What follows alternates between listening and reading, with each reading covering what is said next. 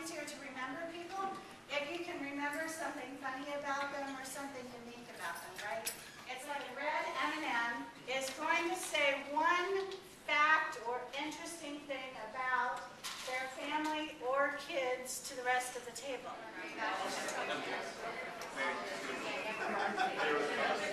The next color is the green M&Ms. How many have green M&Ms?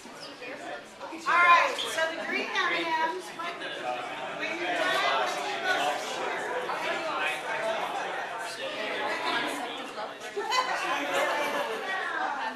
you have 30 seconds to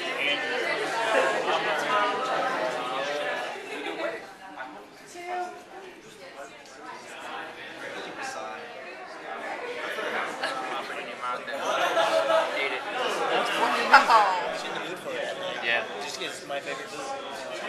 Like scallops, for example. Really? Scallops? I would think it tastes like calamari.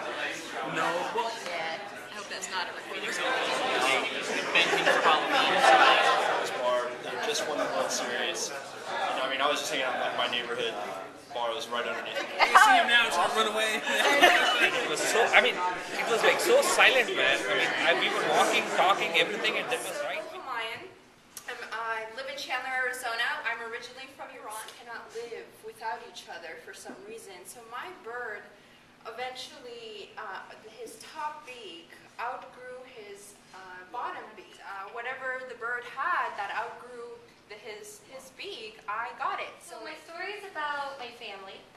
And so being from New Mexico, my entire family is from New Mexico, lives in New Mexico, is never... My great-grandmother, nobody could pronounce her true name, so we all called her Mama Tanyo. Her last name was Montaño, and so it was just easier for us to say Mama Tanyo. She was born in 1901, and New Mexico didn't become a state of the United States until 1907. So the story that my table thought was very interesting was the fact that my great-grandmother was born a Mexican, but she died a New Mexican and never crossed the border. The border crossed her. So there's the story. Their favorite travel destination story. And so we really enjoyed Portugal. Beautiful place on the water, and great cheap wine, and it's just an amazing place. Everybody's super friendly, and we had a great trip. And the moral of that whole travel story is that I now have a 13-month-old daughter and a 9-month-old marriage. So Portugal.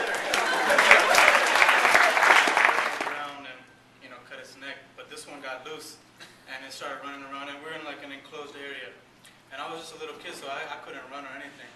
But then, so it almost hit us, but in the meantime, my uncle picked me up and put me on top of the edge, the wall. So my name is Adeola Shabi. I am from Florida, originally from Nigeria, and my story is about the pet or animal. Interesting. My story is not about an animal; it's about a pet, which is quite unusual.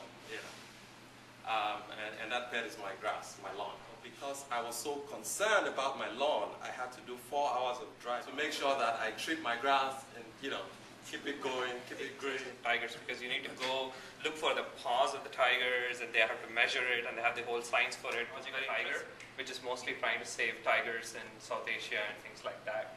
So I've been like a fundraiser for them, and been working with them for a long time.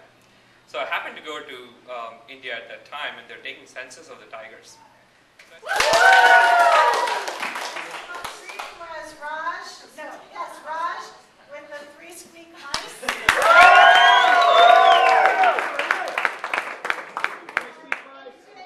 the raging elephant mama. It's about a food. I lived in China for 2.5 years. There is a dish which is a delicacy in Guangdong. It's called 3 squeak mice, and what it is, it's a live mice. So the first time you grab it in the chopstick, it goes squeak. That's one. The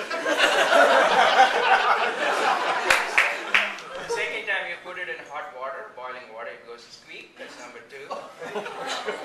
Then once it's cooked, you grab it and put it in your mouth and you bite it and you feel the squeak. That's number 3.